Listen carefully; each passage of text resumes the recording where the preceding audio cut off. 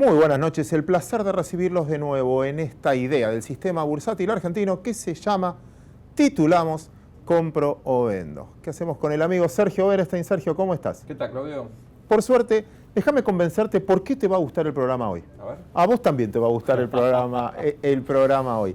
En parte vamos a discutir mucho, obviamente, lo que pasó y lo vamos a hacer ya contigo en el Congreso y esta idea de gobernabilidad o no que tenemos en la Argentina. Vamos a tener nuestro capítulo internacional. Vamos a conversar los dos juntos con José Ciaba Serrate. ¿Qué pasa si gana Donald Trump con los mercados? ¿Qué pasa si gana Hillary con los mercados el día después de esto? Que me parece muy relevante. Dos traders vamos a tener acá, en realidad un administrador de fondos y un trader muy apreciado por nosotros, para ver si nos asustamos de esta corrección que tuvo el mercado, la mayoría de los mercados del mundo, esta semana. Si es una oportunidad de compra o es un mensaje que uno tiene que mirar con atención. Vamos a ver quién gana en ese debate, así que espero que les divierta. Y Santiago Roca, con la cámara, viaja a la bolsa de cereales para ver cómo viene las materias primas. Muy necesario saber, al menos, no solo el precio, sino el tamaño de la cosecha para nuestras próximas divisas. Espero te guste. Pero ahora te voy a empezar haciendo trabajar, amigo Sergio. ¿Qué lectura haces de lo que viste en el Congreso? De todas las discusiones que viste esta semana en el Congreso. Hubo mucho ruido, pasamos a lo más importante, que es la aprobación del presupuesto, y me parece la consolidación de un núcleo de gobernabilidad que le da a la Argentina previsibilidad, que está conformado por Cambiemos, por un segmento muy importante del peronismo, en particular el grupo liderado por Diego Bocio y otros peronistas que prefirieron seguir los liderazgos de los gobernadores y no del bloque kirchnerista, diputado de San Juan, de Formosa, Chaco, Misiones, y por supuesto Sergio Massa. Ese núcleo de gobernabilidad representa más de 2/3 de la política argentina y le permite al argentino, al inversor, a cualquiera que mire este país, un horizonte de previsibilidad respecto de qué podemos esperar de este gobierno. Creo que hay un acuerdo en un doble sentido, una doble dimensión. La gobernabilidad está garantizada por un presupuesto ambicioso, o sea, mucho gasto público. Otra vez en Argentina, el gasto financia la gobernabilidad. Es un elemento interesante. Y dos, no solamente hay capacidad de acuerdo, sino que hay un rol mucho más interesante mientras te lo financian. Bueno, por eso digo, esto te sirve para la transición, ¿no? Pero ahora vamos a levantar este punto. El segundo aspecto que me parece muy relevante es que el Congreso se ha constituido en un órgano que mejora, enriquece los proyectos del Ejecutivo. Es lo que dice la Constitución, no es lo que venía pasando últimamente, ¿no? Entonces, veamos un poquitito qué significa cada una de estas cosas. Lo primero es importante, como vos decís, en la medida que consigas financiamiento, podés entrar en esta dinámica de, digamos, trade-off, gobernabilidad, gasto público.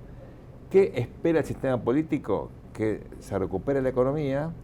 Cada 4 puntos de crecimiento, dice el gobierno, podés bajar 1 punto del déficit, manteniendo constante el gasto en términos reales.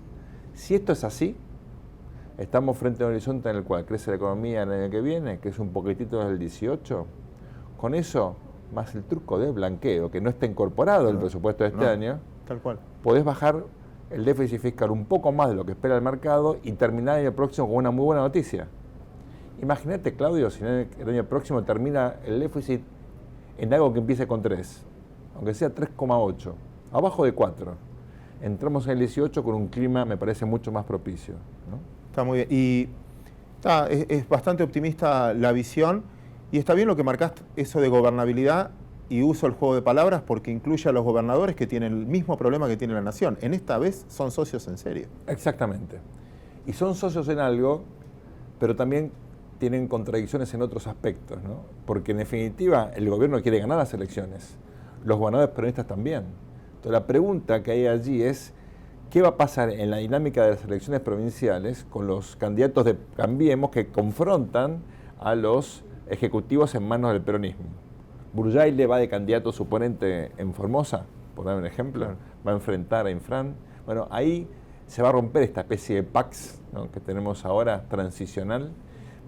Pero creo que hay que diferenciar el ruido que vimos en el Congreso en otros aspectos, las dietas, etcétera, el ruido electoral de un acuerdo de gobernabilidad.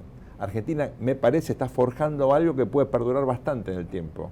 Y si esto es así, entramos en una dinámica bastante interesante porque estos acuerdos tienen un componente de gasto, pero también un componente de filosofía política, de qué democracia y qué mercado estamos construyendo. Entro en ese punto, y quizás a título personal, no represento a nadie en esto que voy a decir, pero imágenes como la de Comodoro Pi, donde no solo veías personas, sino un sistema que duró durante mucho tiempo y más de un gobierno, que es, creo que el verdadero problema, el sistema de adjudicación aquí. ¿Ves lo de Congreso? Si bien con discusiones menores, si querés, lo de las dietas y eso. ¿No pierde representatividad la gobernabilidad desde el punto de vista de lo que no sé, discutíamos, creo que después lo vamos a retomar también, en otros países del mundo donde el político pasó a no tener la confianza de la gente?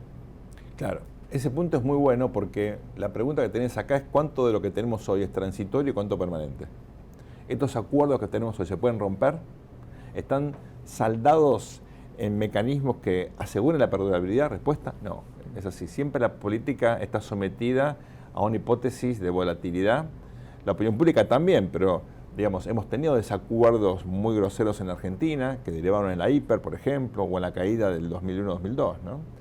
Entonces, con este pasado, creo que lo que tenés que mirar es si hay generacionalmente aspectos coincidentes, aunque sean tácitos, que te garanticen por lo menos algún entendimiento en cuanto a situaciones críticas. Y yo veo, por ejemplo, en el peronismo, que al margen de los Bocio, algunos gobernadores que ya están instalados como Urtubey, aparecen gobernadores emergentes, Sergio Uñac, por ejemplo, en el caso de San Juan, el propio Bordet en el caso de Entre Ríos, no tienen todavía el protagonismo en la gran, si querés, en el juego de la gran ciudad, pero vienen fortaleciendo liderazgos y constituyéndose, creo yo, en pilares de una forma distinta de entender la política, la gestión, la inserción de la economía de la Argentina. ¿Menos feudales? Menos proteccionistas, menos feudales, más pensando, creo yo, en un juego donde la competitividad, los problemas de fondo, las discusiones que hoy la Argentina aún no da, se van a ir de a poquito instalando. Veo en el PRO, obviamente, o en Cambiemos, la figura de Vidal, muy importante, la consolidación de los días de la red en la ciudad. Por supuesto, en el gabinete aparecen figuras con peso propio, Marcos Peña. Veo ministros con una gestión relevante que se están como, creo yo, de a poquito conformando dentro y fuera del gabinete como liderazgos interesantes. Y también veo, fuera de este núcleo, Sergio Massa, Maestra Stolbizer, digamos, pilares como para pensar en un escenario de estabilidad. Es un muy buen punto y te lo llevo al término financiero. Me pasa algo que vos habías contado que una vez te había pasado, que muchos de los inversores lo que te preguntan cuando te dicen hablame de Argentina, sobre todo vamos a hablar hoy de estos fondos cerrados y demás, cuando tienen que invertir a 5 años, no te piden que le hables del oficialismo, te piden hablame de la oposición. ¿Quién es? Porque en realidad es una manera de preguntarte, háblame de tu sociedad, ¿qué es lo que quiere tu sociedad? Claro. Y todos los nombres que vos me estás mencionando, en realidad son parecidos. Bueno, de hecho, fíjate, no te nombré a Lustó, que podría estar en esta lista, tal cual, tranquilamente. Hay otras figuras que merecerían estarlos por tiempo, no incluimos. Randazzo puede reposicionarse, puede ser. Ves figuras incluso, digamos, que pueden dar saltos a la política, que están como mirando si entran, cuando entran. Y también hay que decirlo, ¿no? Mirás al kirchnerismo, el otro día, como vos marcabas, la postal de Comodoro Pi, acompañando sectores muy leales, pero muy chiquititos, a la expresidenta. Bueno, claramente lo que uno ve allí es que tal vez el momento kirchnerista en la Argentina va a pasar a la historia como fue el momento jacobino de la Revolución Francesa. Es decir, como una especie de momento raro, muy violento, muy singular, que después cuando pasa, lo que te queda se parece a lo que era antes de esa especie de revolución, ¿no? Y hay otras experiencias parecidas. El Chile de Salvador Allende fue la excepción. El Chile de Frei era muy parecido a lo que fue después el Chile de la Concertación o de nueva mayoría ahora. Me parece que los países son... Sí, o lagos mismos. O lagos mismos. Entonces son, digamos, continuos donde cada tanto te aparece un Trump o te aparece una figura así que rompe la dinámica o la inercia. Por eso, cuando uno piensa esto, la pregunta es, esta nueva generación, ¿qué cosas no repite de la vieja? Y esto me parece que es muy importante. Si hay continuidad en la moderación y demás, ¿qué cosa sería importante que esta generación marcara? Y yo creo que el gran desafío de esta nueva generación política es la lucha contra la inflación. Porque la vieja generación argentina era moderada ideológicamente, pero nunca tuvo un compromiso antiinflacionario. Al contrario, utilizó la inflación. Te agrego dos. Me encantó la manera que lo presentaste, pero déjame agregarte dos, porque lo que yo más cuestiono es la gestión, porque la corrupción duele, mata, como dicen todos, pero la ineficiencia también. Mucho de la deuda que tiene hoy la Argentina es por malas decisiones tomadas. Casi todo es juicio al Estado. Así es. Por jubilados mal cobrados. Entonces, desde ese punto de vista es pensar en gestores, no solo en marchas, política, etcétera.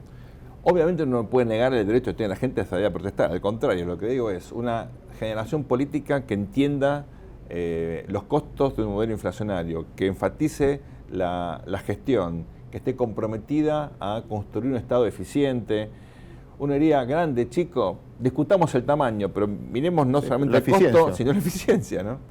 Esta semana tuvimos el gran debate si era mucho o poco pagarle a los diputados. Yo decía, mirá, si le pagás nada y hacen desastres, ese nada es mucho, porque lo importante es la producción del Congreso y no solamente lo que estás pagando. Me parece que a veces le pagamos más, pero siguen haciendo desastres, pero bueno, no importa. No, es que es un buen punto.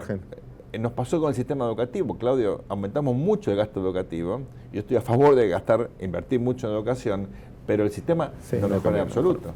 Poner más plata en un sistema que funciona mal, obviamente, tal vez agranda el problema en vez de reducirlo. Sergio, tirame un título final en esta apertura de qué no tenemos que dejar de hablar este programa.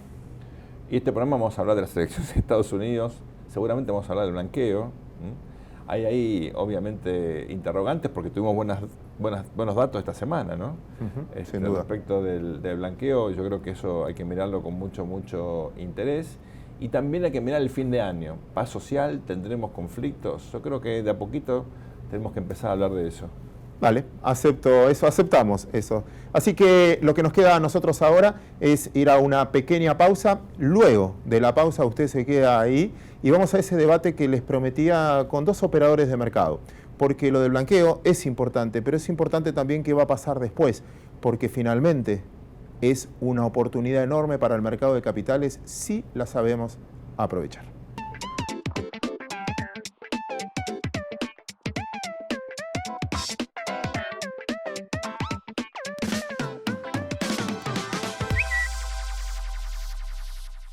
Estamos construyendo un nuevo mercado federal. Bolsas y Mercados Argentinos surge de una alianza federal de gran trayectoria para expandir el mercado argentino. Llega para brindar el mejor servicio y la más alta calidad en inversiones bursátiles. Bolsas y Mercados Argentinos, el mercado que la Argentina necesita. Aeromar Valores, nuestra experiencia respaldando su futuro. Alternativas de inversión, financiamiento y coberturas en los mercados de valores. www.aeromarvalores.com.ar.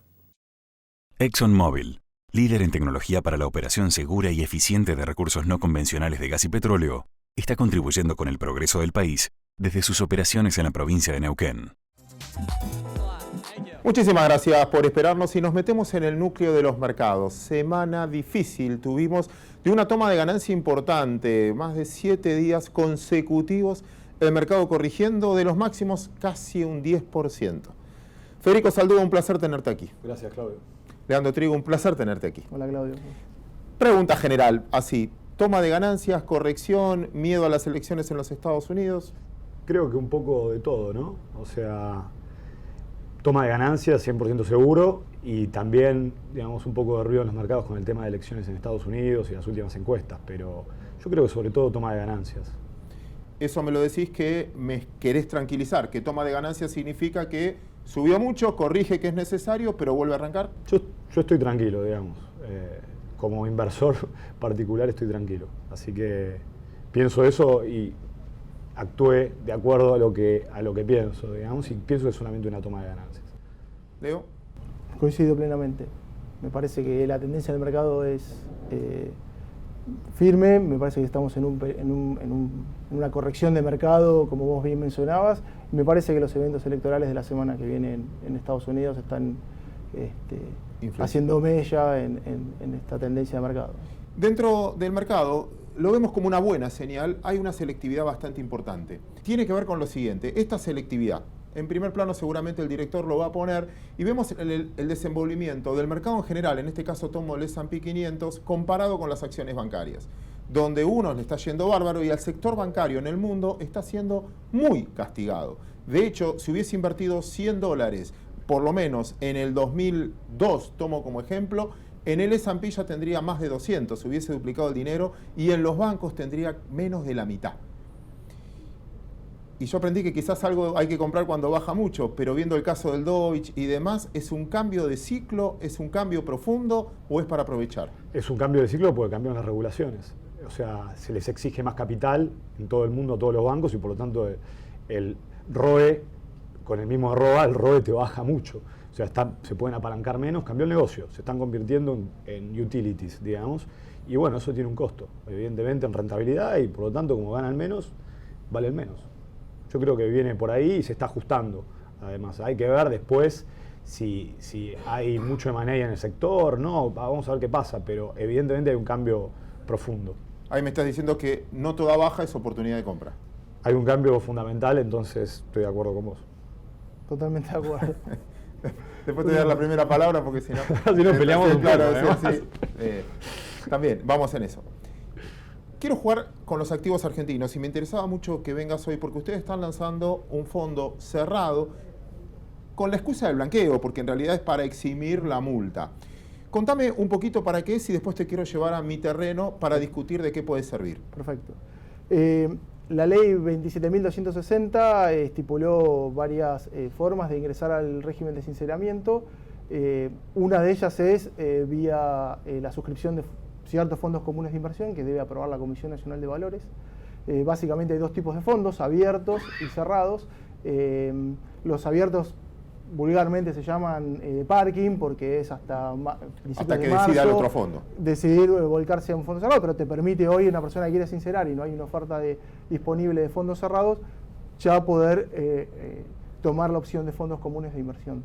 Los fondos cerrados, como vos bien decías, Claudio, es algo que se está desarrollando, es algo que prácticamente no está desarrollado en la República Argentina. Y este régimen lo que vino a hacer es determinar ciertas pautas, de ciertos lineamientos y ciertas exigencias que deben tener esos fondos para ser elegibles en este régimen de sinceramiento fiscal. El fondo que nosotros particularmente estamos desarrollando es un fondo vinculado al sector energético. La particularidad que tiene es que está sponsoreado, digamos, tiene un grupo económico muy importante del sector energético local, que es Pampa Energía, donde el fondo va a estar invirtiendo exclusivamente en proyectos de Pampa, dos de generación térmica, uno de generación eólica. Tres proyectos es uno de los requisitos que tiene la normativa para la conformación de estos fondos. Esperamos, está en un proceso de aprobación en la Comisión Nacional de Valores, esperamos que en el corto plazo ya se pueda estar haciendo la oferta pública inicial de este fondo. Bien, ahí yo tengo una ficha mínima, que es de $250.000. Correcto. Con eso, el que va a blanquear zafa de pagar el 10%, pero también puede entrar cualquiera que nos esté mirando. Y puedo comprar un fondo que el que blanquea lo tiene que tener por 5 años, salvo que lo venda y compre otro fondo blanqueador. Exactamente. En eso empiezo a jugar como si fuese una acción, porque puedo vender uno para comprar otro, y lo puedo hacer, puedo vender $20.000, $30.000, $40.000, empiezo a hacer administración de cartera de eso. Exactamente. Eso le agrega nuevos instrumentos al mercado de capitales, porque puedo elegir, es una manera de invertir en una acción también.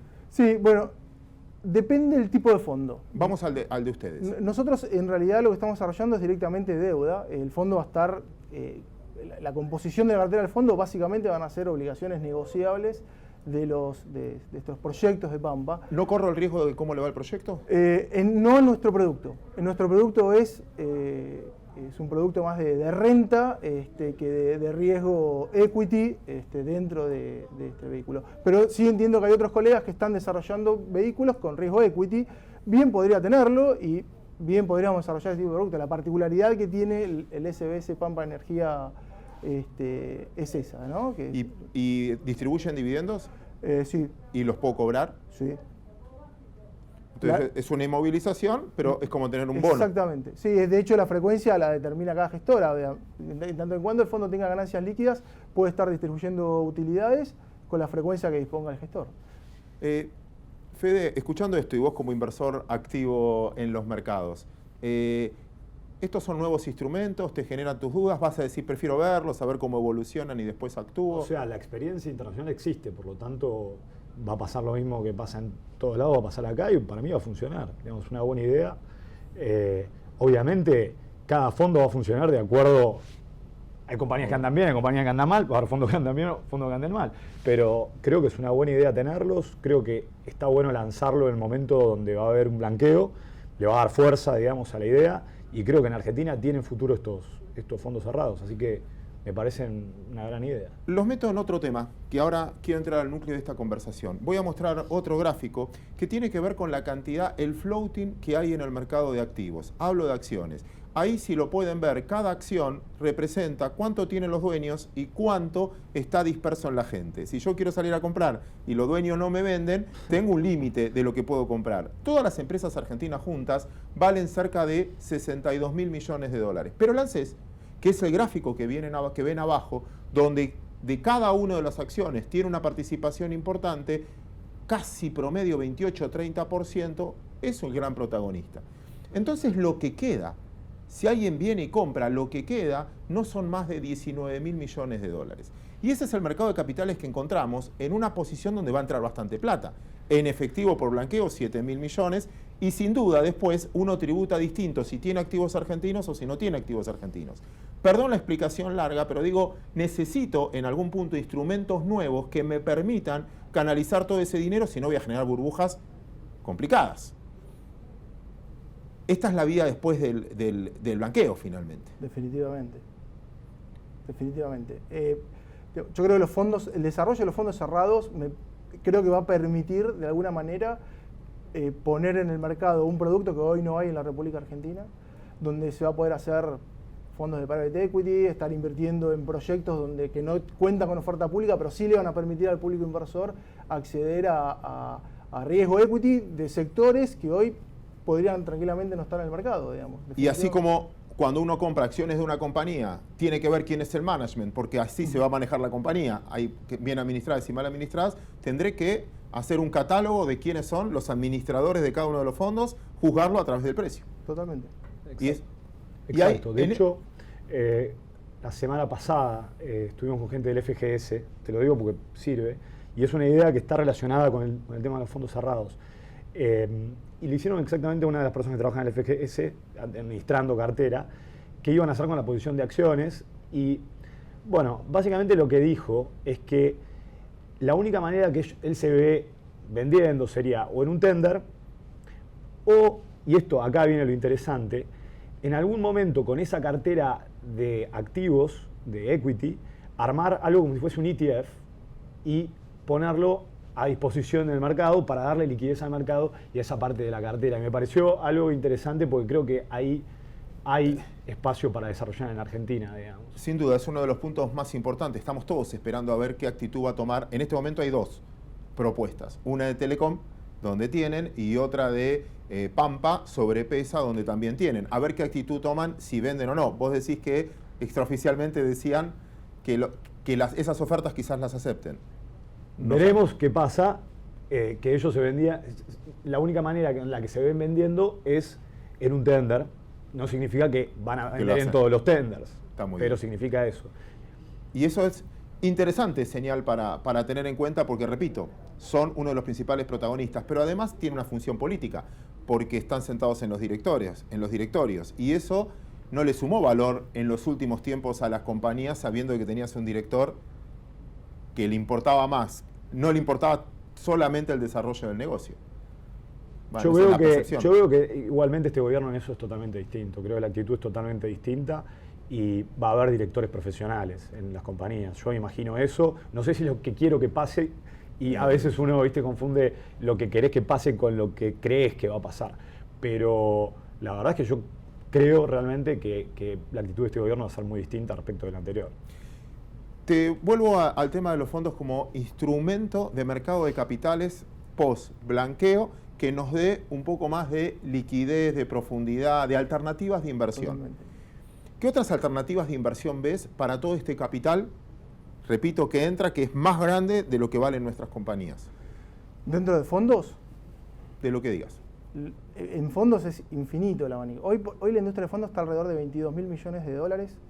70% es renta fija de corto plazo, con lo cual renta fija de mediano plazo y equity es muy poco en la industria. Es una industria grande que viene creciendo mucho, podría ser mucho más grande y podría darle a los inversores un vehículo para canalizar inversiones en sectores que hoy creo que tienen baja representatividad en el mercado. Te hago una pregunta en la última, en tu caso, ¿qué me conviene? O convenceme por qué me conviene suscribir cuotapartes de un fondo común de inversión y no comprar yo directamente los bonos de renta fija. ¿Por qué no comprar yo un I-24 o un bono con Badlar o suscribir una Levax o comprar cuotaparte de uno de los fondos, por ejemplo, que administran ustedes? Diversificación, manejo profesionalizado, bajo costo transaccional, tamaños, digamos. Hay un juego de simetría que es importante a la hora de decir, vos te armás tu propia cartera, o directamente suscribir una cuotaparte donde con una inversión muy chica puedes tener una cartera diversificada como si fuese una cartera muy grande, con la administración profesional que puedan tener, con modelos de valoración relativa, todo lo que uno pueda tener como herramientas a la hora de tomar decisiones. Definitivamente, el fondo es el vehículo por excelencia, es el vehículo de inversión colectiva por excelencia que te canaliza sobre todo a pequeños inversores, ¿no? Pequeños y medianos inversores. Uno tiene siempre a pensar al gran inversor institucional, pero es una herramienta fundamental para el pequeño inversor, que hoy no está en el mercado de capitales. Hay algo muy interesante, que es cómo viene creciendo la cantidad de cuotapartistas, y en lo que va del año se duplicaron, personas físicas. Estamos con 100.000 y estamos en 200.000. 200.000, o sea, todo lo que queda. Todo lo que queda. Sí, pasa lo mismo en caja de valores, ¿no? Que si bien la semana pasada nos contaban ya hay 330.000 de 270.000 que había el año pasado, pero bueno, hay mucho por recorrer. Vamos a la parte final de la conversación de trader a trader. Quiero aprovecharte aquí. Tu cartera de inversión. Pregunta complicada. Bueno, la que puedas decir. Creo que hay oportunidades en el sector energético en compañías que no son tan conocidas. Te digo una, Seco 2, me encanta. Y después siempre, panel general, creo que hay oportunidades, sigue habiendo oportunidades en Argentina y creo que las bajas son oportunidades de compra.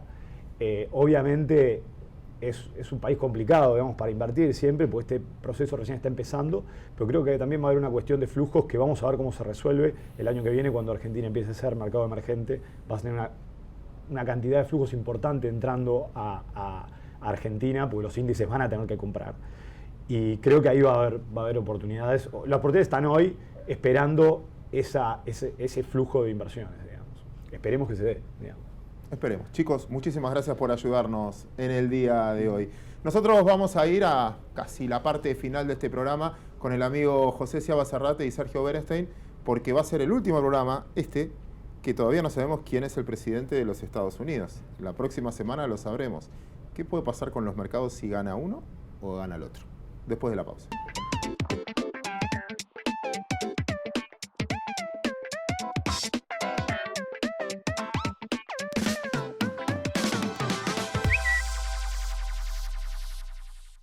Trayectoria.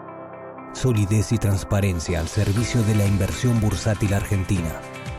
El Merval, Mercado de Valores de Buenos Aires, es una entidad privada que actúa en el contexto económico argentino desde 1929.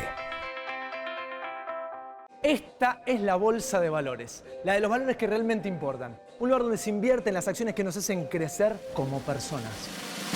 Aquí encontramos a los inversores de la vida. Yo me convertí en inversor de la vida cuando entendí que no me estaba comprando un auto, no. Estaba invirtiendo en conocer lugares nuevos. Y que no estaba levantando 4 paredes. Invertí en mi propia historia familiar. Empecé a invertir en las cosas que realmente te importan, porque de eso se trata la vida, ¿no? De vivirla.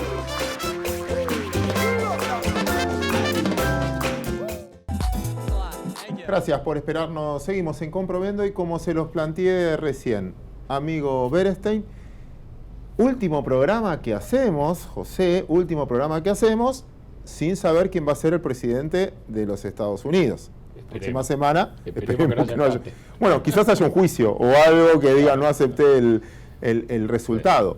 Pero se acaba un poco la incertidumbre. Y lo que le vendía a la gente, te vamos a dejar empezar a hablar, era ¿qué puede pasar con los mercados si gana uno o si gana el otro? Parecía hace pocas semanas que el triunfo de Clinton estaba metido en los precios, porque básicamente tenía la bolsa muy poco por debajo de los máximos absolutos. Con esta agonía o este suspenso de última hora y con el retroceso que han tenido las plazas financieras, no solo Wall Street, hoy diría que un triunfo de Clinton tiene un valor informativo y hasta podés tener un rally de alivio que puede ser importante. Obviamente lo más movedizo sería un triunfo de Trump, porque es menos probable, pero ya tenemos mucha información acerca de cómo reaccionarían los mercados, por lo menos inicialmente. Viendo el comportamiento de los últimos días. Y ahí lo que podemos decir es que si gana Trump, lo que va a subir es el dólar contra el resto, contra las materias primas, contra las monedas latinas. El yen, quizá. El yen es la excepción. El yen sería el refugio, vaya a saber bien por qué. El dólar subiría muy claramente en comparación con el peso mexicano, que ha sido la víctima más fuerte, con respecto al dólar canadiense. Con el euro ha estado más o menos estable en los momentos críticos, te diría, primer debate presidencial. Hay un paper muy interesante de 2 investigadores del National Bureau of Economic Research, basado en la reacción del primer debate presidencial. Como en ese horario no había ninguna otra actividad, ningún otro fenómeno, y los mercados siguen operando 24 horas, uno podía adjudicar, porque además ese debate fue muy contundente y la lectura de que Hillary le sacó ventaja fue muy clara, entonces uno puede medir la variación de precios que ocurrió en el transcurso y asociarla, digamos, a potencialmente que podría suceder. Fue un domingo, tenés razón. Exacto. Y algo parecido pasó cuando se difundió el video del Washington Post, que lo dejaba a Trump en offside, y que también tuvo después el fin de semana, digamos, como para recoger información. Y ahí queda claro que las bolsas tendrían una caída importante, no solo en Estados Unidos, también en el exterior, que habría un efecto sobre el precio del petróleo, las monedas en general, y algo muy interesante, subió la volatilidad esperada. No solo el contrato más cercano, sino te diría todos los más alejados, o sea que Trump es casi un caso perfecto del peor escenario posible, ¿no? Transmitiría, creo yo, una enorme incertidumbre que sería bastante tenaz por bastante tiempo. Me acuerdo, yo viví esa experiencia de haber comprado acciones en Brasil diciendo, mira si gana Ezio. Y después ganó Dilma y no fue muy bien esa. Sergio, el liderazgo en Latinoamérica va a ser también un dato importante esta elección. No es lo mismo para el cambio que se viene dando en Latinoamérica uno u otro. No, la dinámica de la política latinoamericana tiene autonomía respecto de lo que pasa en Estados Unidos, obviamente, pero es cierto que estamos frente a un momento en el cual Estados Unidos venía cerrando conflictos históricos, con Cuba, por ejemplo, con también Colombia, o ayudando al cierre vía Cuba del conflicto en Colombia, y se abría un compás en principio, por lo menos para acotar el conflicto en Venezuela, ¿no? Los 3 conflictos más importantes. En ese contexto yo creo que lo que hay que mirar ahora es esta incertidumbre, cómo puede impactar, porque hay una hipótesis que yo creo que es bastante interesante, de un liderazgo de Hillary debilitado, aún en el caso de un triunfo claro en estas elecciones. Cuidado con esto, porque aparecería como un presidente con mala imagen, cuestionada. Y con el arrastre de todos estos miles de mails que no se van a resolver en estos días, pero que van a quedar, digamos, esperándola y que probablemente traigan algún dolor de cabeza. Bueno, por ejemplo, ¿puede ella comenzar su gestión ya con una investigación en curso por parte del FBI? Con una potencial denuncia o no. Entonces, cuidado con eso, porque estamos en un mundo ya apolar, sin poderes establecidos, donde hay multiplicidad de poderes. Cuando tenés mucho poder no tenés ninguno, ¿no? Está muy fragmentado el poder global. Si encima tenés un liderazgo norteamericano acotado, con una presidenta mirando mucho más su frente interno que su frente internacional, bueno, se abre entonces para América Latina también un vacío de poder, ¿no? Queda claro eso entonces. Pase lo que pase, es que Estados Unidos va a tener un gobierno, por lo menos al principio, debilitado o no convalidado por una gran parte. Déjame jugar, lo llevo a los dos, este terreno político y económico, con Latinoamérica, porque en el fondo todo esto lo estamos viviendo con todos nuestros países con monedas sobrevalorizadas, porque la debilidad del dólar hace que de todas las monedas latinoamericanas. y todos empezamos a tener un déficit fiscal importante y un déficit de las cuentas corrientes importantes, cosa que en Latinoamérica lo vimos durante mucho tiempo. O sea, no crecemos por mérito nuestro, sino porque no hay aplicación para el dinero, como me decías vos una vez, porque no hay otra cosa, y eso en el fondo puede llegar a ser nuestra condena, porque no hay fundamento atrás a veces en competitividad. Toda esta introducción les tiro la pelota, política y económicamente, si somos conscientes de que se nos viene una época complicada también. Sí, se puede complicar. A lo mejor el triunfo de Clinton, si uno pondera escenarios no los más tremendos, va a implicar quizá una continuidad. La Fed va a poder subir las tasas de interés y quizá lo positivo es algo que está ocurriendo en simultáneo fuera del carril de la política. Cuando uno mira los números económicos en Asia, sobre todo en China, hay una mejora bastante significativa, muy reciente. China tuvo deflación de precios mayoristas durante 4 años sistemáticamente, donde los precios mayoristas estuvieron cayendo y eso ejerce una gran presión en commodities, etc. En septiembre, por primera vez, hay una lectura positiva. Y cuando uno mira los indicadores de las encuestas llamadas PMI, o las que son indicadores, si querés, cualitativos, pero importante sobre el nivel de actividad manufacturera en el área de servicios, China ha tenido la mejor lectura en 2 años, India ha tenido la mejor lectura en 2 años, Australia, cuyo Banco Central estaba rebajando las tasas de interés, también habla de una mejoría y la no necesidad de seguir bajando las tasas de interés. Te diría que de repente, si uno compara con la visión que teníamos 3 o 4 meses atrás, donde había una sensación de fragilidad enorme y donde se hablaba del helicopter money, de que el Banco Central Europeo tenía que ampliar sus programas, que quizá la Fed debía innovar aumentando la meta de inflación o con algún elemento de estos. La verdad que el horizonte ha mejorado, las evidencias se van acumulando, no en un solo país sino en varios, lo cual es muy bueno. Estamos viendo emergentes y commodities con una resistencia bastante buena a esta incertidumbre política y a la incertidumbre de la suba de tasas, que el año pasado había sido deleteria, así que estamos en un mundo mejor. No hemos tenido mucho tiempo de fijarnos en eso por la preocupación por lo político y quizá por el tema en sí de la Reserva Federal, pero a lo mejor si resolvemos esa incertidumbre rápido, lo que nos queda despejado es un horizonte mejor. Y hay que anotar también la mejoría en los balances en Estados Unidos y en Europa, la mejoría en los balances de los bancos, que es un sector débil. Entonces, a lo mejor las cosas... No, como me diste vuelta la historia, las cosas y es un problema de ansiedad nuestro, a veces, de querer adelantarnos mucho a las cosas, que quizás es uno de los problemas del mercado hoy, que somos muchos más a veces los que opinamos que los que están tomando riesgo, y esa ansiedad de querer decir algo original, que nos pasa en muchos lados, y lo veo en muchos colegas también, hace que estemos mirando cosas exageradamente, que vos me estás explicando que el mundo no está tan mal. Están sucediendo estas cosas, están a la vista, la evidencia, no es una opinión, están los datos, lo cual es una gran ventaja, porque estuvimos esperando mejores datos de balance durante 1 año y medio. Hemos sobrevivido bastante bien a esa sequía, y ahora que se revierte, no lo estamos metiendo en los precios, porque tenemos otras preocupaciones que, aunque no las exageremos, son y merecen, digamos, la atención que le prestamos. Pero si esto lo corremos, y esto se va a correr casi todo bastante junto, y si lo que queda no es tan tremebundo como podría ser, y después del Brexit uno está temiendo excesivamente algún, yo ya no diría cisne negro, porque digamos ya no hay cisne blanco, todas las cosas que ocurren nos parecen tremendas, y eso no sucede, me parece que nos vamos a encontrar con un horizonte mucho mejor que el que temíamos. Sergio. Me dejó sorprendido y optimista el razonamiento. Para conversar un poquitito, estamos en un mundo con bastante problemas desde el punto de vista de la seguridad.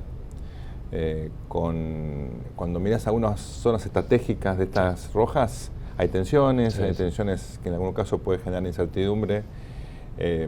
Hay problema de coordinación, OPEC, ¿no? Por ejemplo, otra vez más. Tal vez no es novedad, pero pero para los que pensábamos que había una recuperación del precio del petróleo, otro síntoma tal vez de descoordinación.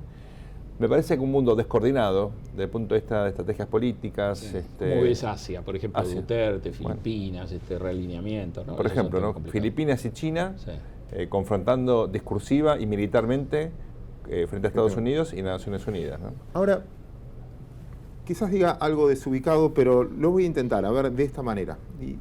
Y te miro porque te voy a robar alguna frase que alguna vez te escuché. Creo que vos lo decías en chiste la otra vez, que mira España, tuvo su mejor año económico en los últimos años porque no tuvo gobierno. Así es.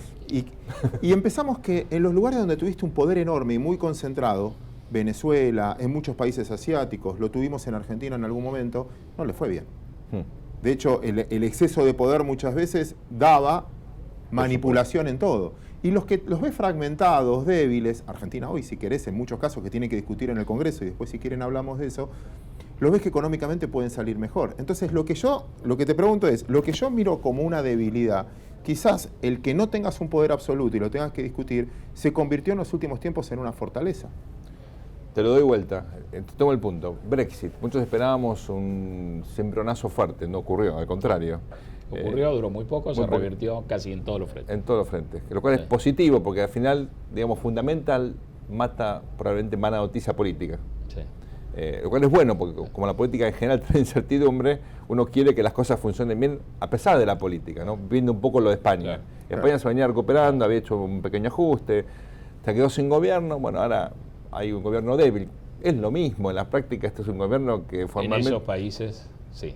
Ahí no. E inclusive claro. Creo que el Brexit es interesante porque triunfó una idea loca, si querés, pero los locos se fueron a la casa y bien triunfaron.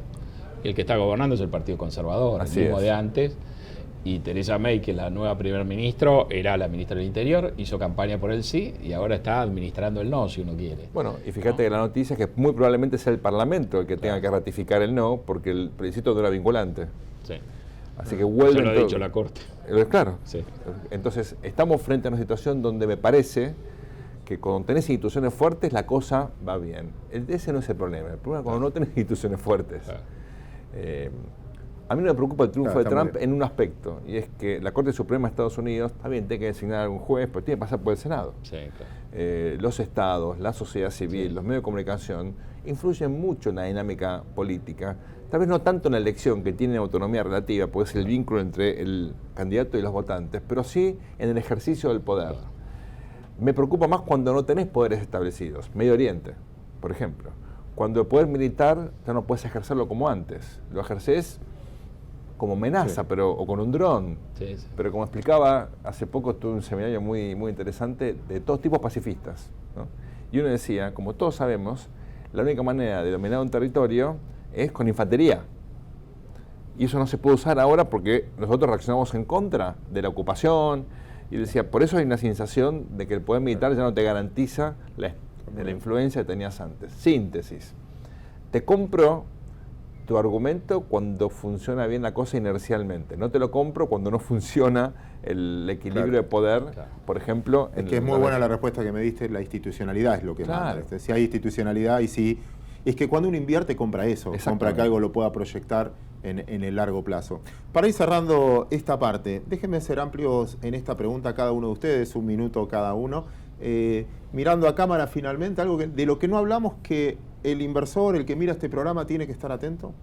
Yo te diría un tema que deriva de lo que hablamos. Si gana Trump, ¿qué pasa con el blanqueo?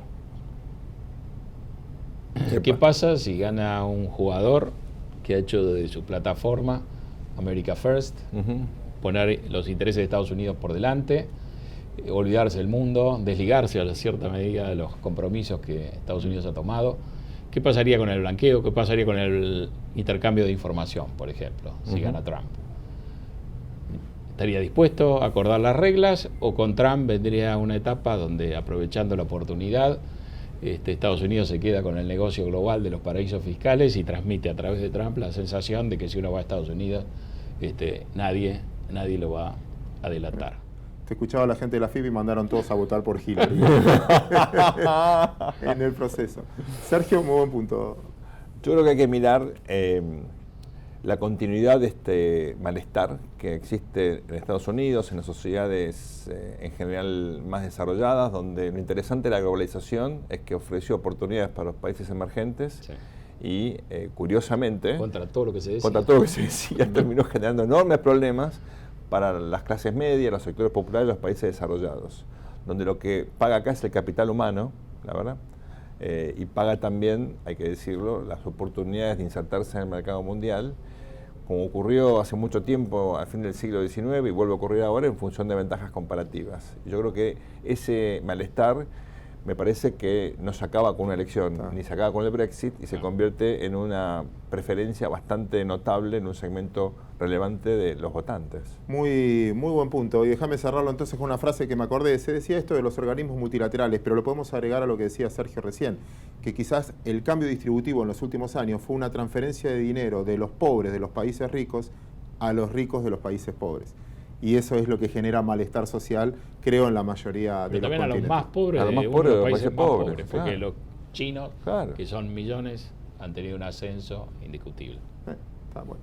Buen punto. Señores, espero que les haya gustado esta parte. Nosotros nos vamos a ir de visita a la Bolsa de Cereales. Santiago Roca, con una cámara, va a entrevistar ahí y ver cómo viene el otro lado de nuestro mostrador, nuestro lado de divisas, nuestras exportaciones a partir de la próxima cosecha. Esto después de esta presentación.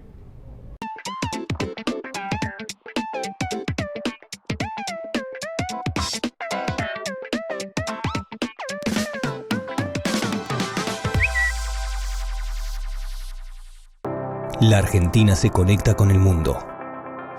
El Merval con usted. Es momento de invertir. Piensa en Merval. El mejor vínculo entre sus inversiones y la producción. Mercado de Valores de Buenos Aires.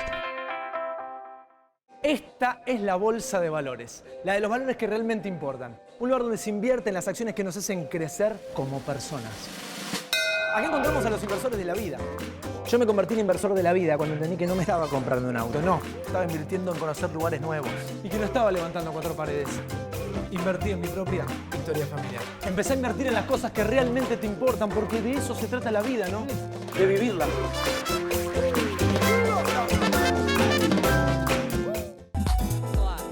Bien, estamos con Esteban Copati, él es ingeniero agrónomo, es jefe economista de la Bolsa de Cereales.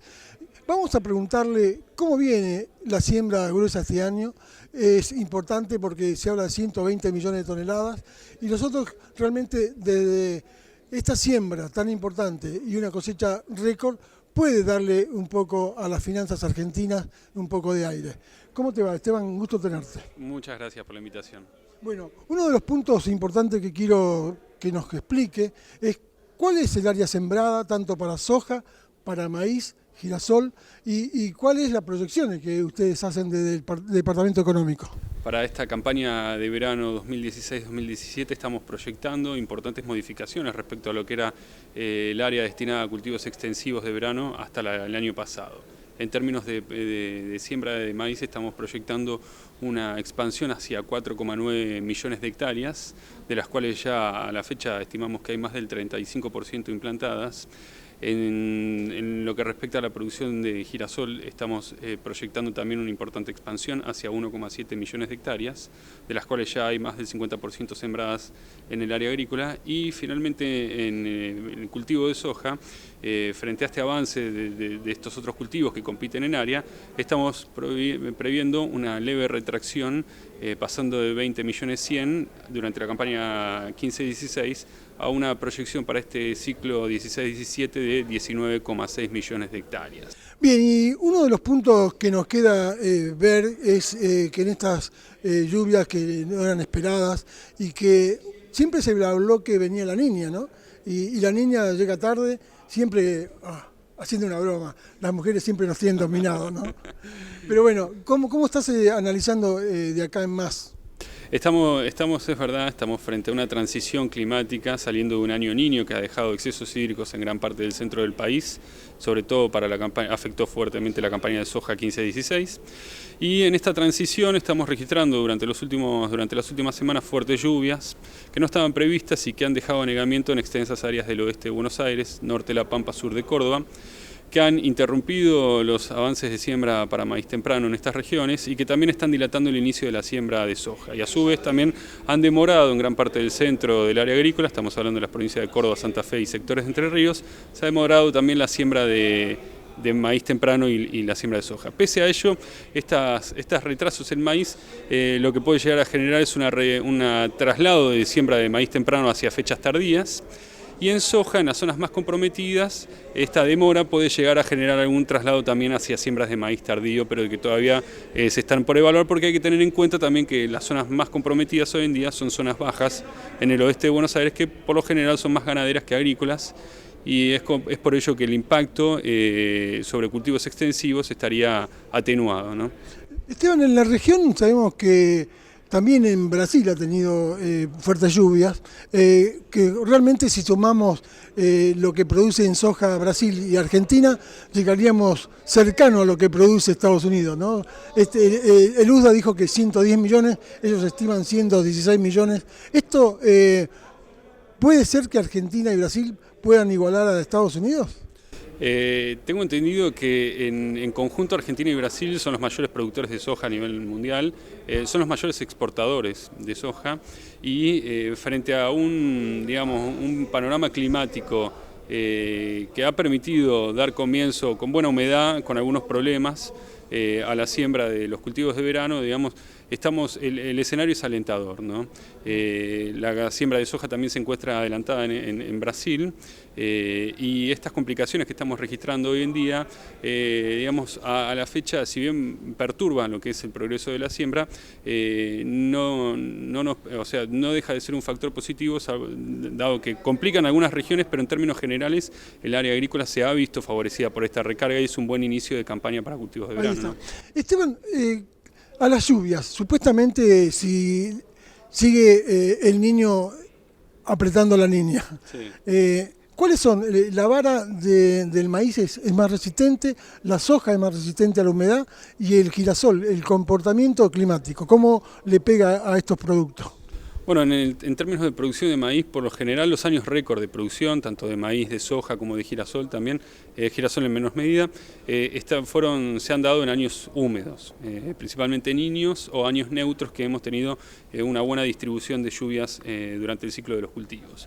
En años secos el potencial de rendimiento tiende a deprimirse debido a que los cultivos no pueden maximizar su potencial genético. Con lo cual estamos viendo que si bien los años húmedos también vienen acompañados por problemas sanitarios, solemos tener problemas de enfermedades asociadas a hongos en soja, rollas en maíz. Por lo general nuestro productor argentino maneja buenos niveles de tecnología, sobre todo en lo que es producción de maíz, y sabe proteger sus cultivos para buscar maximizar los potenciales de rendimiento. Con lo cual, frente a este escenario, digamos, siempre el resultado es alentador en años húmedos, a pesar de estos inconvenientes que tiene que sobrellevar el productor por el lado sanitario, ¿no? Estamos hablando con el ingeniero agrónomo y nos está marcando, y la duda que tengo es, cuando hay mucha humedad, ¿los pesticidas hay que emplearlos en forma para que no haya realmente una peste? Exacto, sí, hay que hacer los controles correspondientes, en caso de ya detectar de forma temprana presencia de enfermedades, tratar de atacar o de controlar lo antes posible el avance de las enfermedades para no afectar de forma significativa el potencial de rendimiento de los cultivos, ¿no? ¿Cuánto proyectás en tonelada? En tonelada tanto para soja, para maíz y para girasol. En términos de producción de soja estamos previendo una campaña de 53 millones de toneladas. Esta campaña está sujeta a la evolución del clima de los próximos meses. En términos de producción de maíz, con un área récord de 4,9 millones de hectáreas previstas para maíz con destino grano comercial, estamos proyectando una producción de 36 millones de toneladas, que de concretarse también sería un récord histórico en términos de producción de maíz para Argentina. Y en girasol estamos con una proyección de 1,7 millones de hectáreas que, de concretarse durante los próximos meses, falta la siembra en los núcleos girasoleros del sur de la provincia de Buenos Aires, también estaríamos en condiciones de alcanzar un nuevo récord de producción para la oleaginosa, lo cual es bastante importante, ¿no? Sobre todo porque es un cultivo que también ha tenido ciertos problemas durante los últimos años y no ha encontrado, digamos, ha registrado también disminuciones de área bastante importantes, ¿no? ¿Los productores están usando para matar las malezas, el glifosato, todos los productos para que no corran riesgo? Se están usando, sí, se realizan barbechos, depende del cultivo, con productos específicos para cada cultivo, también se aplica glifosato, y durante los últimos años también, debido al esquema regulatorio que hemos registrado hasta diciembre del 2015, muchos productores durante las últimas campañas se han volcado hacia el trigo como un cultivo de cobertura, desgraciadamente no como un cultivo con el objetivo de alcanzar buen rendimiento y buena calidad, sino que lo utilizaron también para cubrir el suelo durante invierno con el objetivo de tratar de paliar el avance de malezas resistentes también, ¿no? Ahora, como ingeniero agrónomo, ¿es bueno alternar entre soja, trigo, hacer que los nutrientes de la tierra se vayan fortaleciendo? Sí, es muy importante, sobre todo para mantener la sustentabilidad del sistema a largo plazo, la rotación entre gramíneas y oleaginosas. Es por ello que una mayor superficie destinada a trigo este año, junto con una mayor superficie prevista para maíz, lo que va a generar también es una mejora en la sustentabilidad de nuestro sistema de producción, porque aportan más biomasa por el lado de los rastrojos y también favorecen la estructura de los suelos por el tipo de sistema radicular, ¿no?, que presentan estas gramíneas.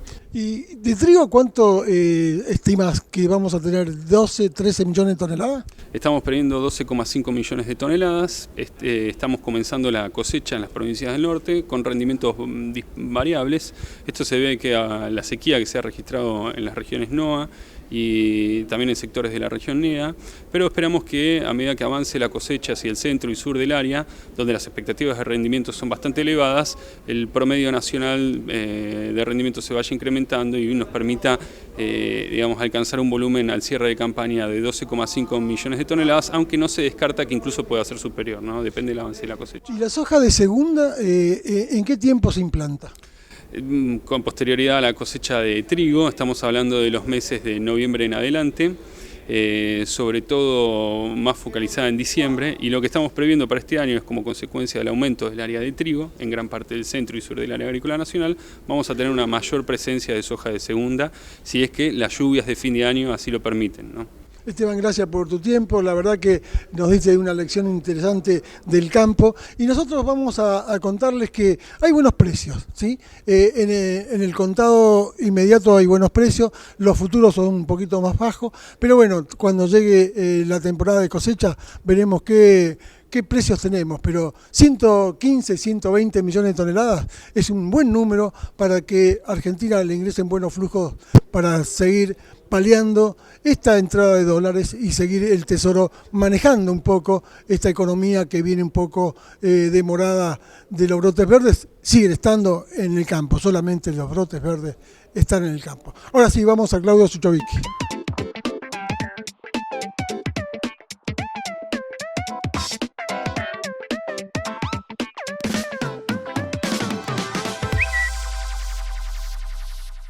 Muchas gracias, Santiago, y con esta nota llegamos al final del programa. Espero de corazón que les haya gustado el contenido, que los haya permitido reflexionar sobre nuestras inversiones. Déjenme un capítulo especial para agradecerle a Melina Manfredi, pilar de este programa, que empieza un nuevo emprendimiento con el Cronista Comercial. Qué buena noticia para el cronista, realmente se llevan una persona de lujo. Nosotros, por lo tanto, como digo siempre, nos reencontramos el próximo domingo en esta idea del sistema bursátil argentino que se llama Compro o Vendo. Semana muy importante. No se apure, sea paciente y recuerde que las mejores inversiones se ven en el mediano plazo.